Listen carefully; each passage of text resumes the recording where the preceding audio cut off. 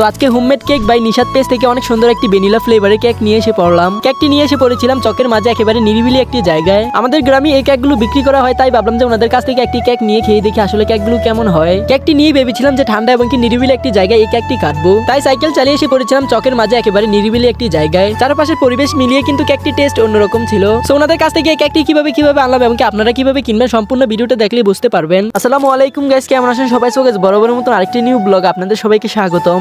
প্রথমে বাড়ি থেকে সাইকেল নিয়ে রওনা দিয়ে দিলাম আমাদের কেকটি নেওয়ার জন্য। যেই জায়গায় কেকগুলো বানানো হয় আমাদের বাড়ি থেকে কিন্তু একেবারেই কাছে, তাই সাইকেল চালিয়ে দক্ষিণ ষোলপাড়া মসজিদের সামনে থেকে এই কেকটি রিসিভ করে নিয়ে গেলাম। একদিন আগে ওনাদের পেজ থেকে এই কেকটি অর্ডার দেওয়ার কারণে কিন্তু আজকে এসে পেয়ে গেলাম। যারা কিনা ওনাদের বাড়ির আশেপাশে রয়েছেন তারা কিন্তু এখান থেকে এসেও নিতে পারবেন। পাশাপাশি কিন্তু ওনারা হোম ডেলিভারিও দিয়ে থাকে। দাউদকান্দি সহ গৌরীপুর, জুরানপুর এবং কি আরো অন্যান্য অনেক জায়গায় কিন্তু ওনারা হোম ডেলিভারি দিয়ে থাকে। কেকটাকে নিয়ে রওনা দিয়ে দিলাম সুন্দর কোনো একটা জায়গায় বসে কেকটাকে খাওয়ার জন্য। প্রত্যেকটা জিনিসই কিন্তু অধিকাংশ বাড়িতে বসে খাওয়া হয়, আর আজকে ভাবলাম যে কেকটা কোনো একটা খোলামেলা জায়গায় বসে কেকটি খেয়ে যাই। তাই জাগিরের চণ্ডীপাশা রাস্তা দিয়ে সুন্দর একটি জায়গায় এসে পড়লাম। যেই জায়গাটিতে কিনা চারপাশে ফসল ছিল এবং কি রাস্তার মাঝে ছোট একটা ব্রিজ ছিল। এখানে এসে ভাবলাম যে এই জায়গায় আনবক্সিং করে কেকটা খেয়ে যাই। আনবক্সিং করার সময় কিন্তু বিপদে পড়ে গিয়েছিলাম, কারণ ওনারা অনেক সুন্দরভাবে কিন্তু প্যাকেজিং করে দিয়েছে। কোন সাইড দিয়ে কেকটি বার করবো ভালো মতন জায়গাও কিন্তু পাইনি। কিছুক্ষণ পরেই বুঝতে পারলাম যে এই জায়গা দিয়ে কেকটি বের করা হয়। কেকটির ভালো সেফটির জন্য কিন্তু অনেক সুন্দরভাবে ওনারা প্যাকেজিং করে দিয়েছে। কেকের পাশাপাশি কিন্তু এখান থেকে নিয়েছিলাম হোমমেড লাচ্ছি সেমাই, যেটা কিনা শুধুমাত্র বাড়িতে খাওয়ার জন্যই নিয়েছি। বক্স থেকে কেকটি বের করে কিন্তু দেখতে পেলাম কেকের ডিজাইনটা অনেকটাই সুন্দর করা হয়েছে।